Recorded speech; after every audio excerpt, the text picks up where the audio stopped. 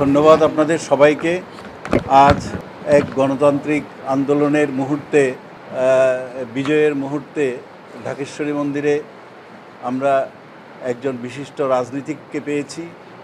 আমরা ঢাকেশ্বরী মন্দির সার্বজনীন পূজা কমিটি, ঢাকেশ্বরী মন্দির ব্যবস্থাপনা পরিষদ এবং বাংলাদেশ পূজা উদযাপন পরিষদের পক্ষ থেকে তাকে স্বাগত জানাই অন্যান্য নেতৃবৃন্দকে যারা ঢাকেশ্বরী জাতীয় মন্দিরে এসেছেন।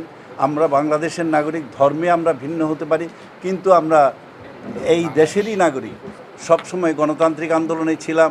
আমরা চাই এবার যে পরিবর্তন এসছে, ইতিবাচক পরিবর্তনটা আমরা ধরে রাখব আমাদের ঐক্যবদ্ধ থাকার মধ্য দিয়ে। এই মন্দির এবং আপনাদের সম্প্রদায়ের বন্ধুরা সবাই মিলে আমাদেরকে যে সুযোগ সৃষ্টি করে দিয়েছেন, আমি আরেকবার আপনাদের সবাইকে ধন্যবাদ এবং কৃতজ্ঞতা জানাচ্ছি। এ দেশ আমাদের সবার। আমার ধর্ম আমি আরেকজনের উপরে চাপায় দেওয়ার কোনো অধিকার রাখি না। সুতরাং এখানে সংখ্যাগুরু আর সংখ্যালঘুর কোনো বিষয় নাই, আমরা সকলে বাংলাদেশি।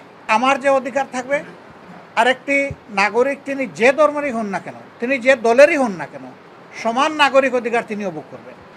আমরা চেষ্টা করেছি মানুষকে মানুষ হিসাবে গণ্য করার, মানুষকে মানুষ হিসাবে সম্মান দেওয়ার। এই জন্য যখন কোনো সমস্যা আমাদের সামনে আসে, বিপদ আসে, আমরা জিজ্ঞেস করি না যে উনি কোন দলের বা কোন ধর্মের। আমরা শুধু এতটুকুই আমাদের জন্য যথেষ্ট যে উনি একজন মানুষ। প্রথম দিন থেকে আমরা দেশবাসীকে যেমন আহ্বান জানিয়েছি, পার্টিকুলারলি আমাদের সংগঠনকে দায়িত্ব দিয়েছি। আমরা এই ব্যাপারে কয়েকটা কাজ করেছি। প্রথমেই বলেছি আগে লাঠি হাতে পাহারায় চলে যাব, এবং শুধু হিন্দু সম্প্রদায় না, এই দেশে অন্য যে কোনো সম্প্রদায়ের লোক যদি ইনসিকিউর ফিল করে, নিরাপত্তাহীনতা তারা ফিল করে, তাহলে তাদেরকে আশ্বস্ত করো। প্রয়োজনে তাদের সাথে তাদের বাড়িঘরে থাকার জায়গা দিলে থাকো, যে আমরা আছি, আমরা সবাই এক, আমরা ভাই ভাই। এই সমাজে বিভাজন, হিংস্রতা আমরা সৃষ্টি করতে দিব না, অন্তত ধর্মের ভিত্তিতে আমরা দিব না। এটা যে প্রতিষ্ঠানের পাশাপাশি গুরুত্বপূর্ণ ব্যক্তিরা যাতে ক্ষতিগ্রস্ত না হন, তাইলে ব্যক্তিদের দিকেও খেয়াল রাখা উচিত। বর্তমান উদ্ভূত পরিস্থিতিতে কেউ যদি ক্ষতিগ্রস্ত হয়, তাহলে আমরা যেন ইমিডিয়েট মুভ করতে পারি, উইদাউট এনি ডিলে।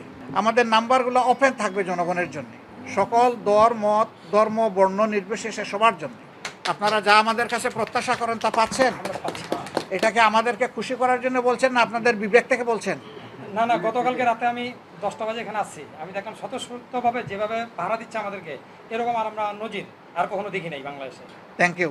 তাহলে মিডিয়ার ভাইদের মাধ্যমে সারা দেশবাসী এবং বিশ্ববাসী এটা সাক্ষী হয়ে গেল, ঠিক আছে? জি। এবং আমরা আসলে কাউকে সাক্ষী করার জন্য এই কাজ করি নাই। আরেকটা কথা আমি ভেরি ক্লিয়ারলি বলছি, বাংলাদেশের কোনো জায়গায় জামাতে ইসলামী অথবা ছাত্র সংগঠনের আমাদের সাথে যারা কাজ করে, যদি কোথাও আপনারা দেখেন যে কোনো মানুষ আমাদের এই আউটলুকের বাইরে, দৃষ্টিভঙ্গির বাইরে গিয়ে কোনো অপকর্ম করছে, তাহলে সেও একজন দুর্বৃত্ত।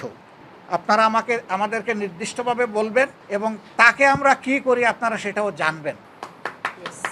আমরা কথা দিচ্ছি যে আমরা কোনো দুর্বৃত্তকে প্রশ্রয় তো দিবই না, এই অপকর্মের জন্য তার পাওনা আমরা সমঝাই দেব তাকে।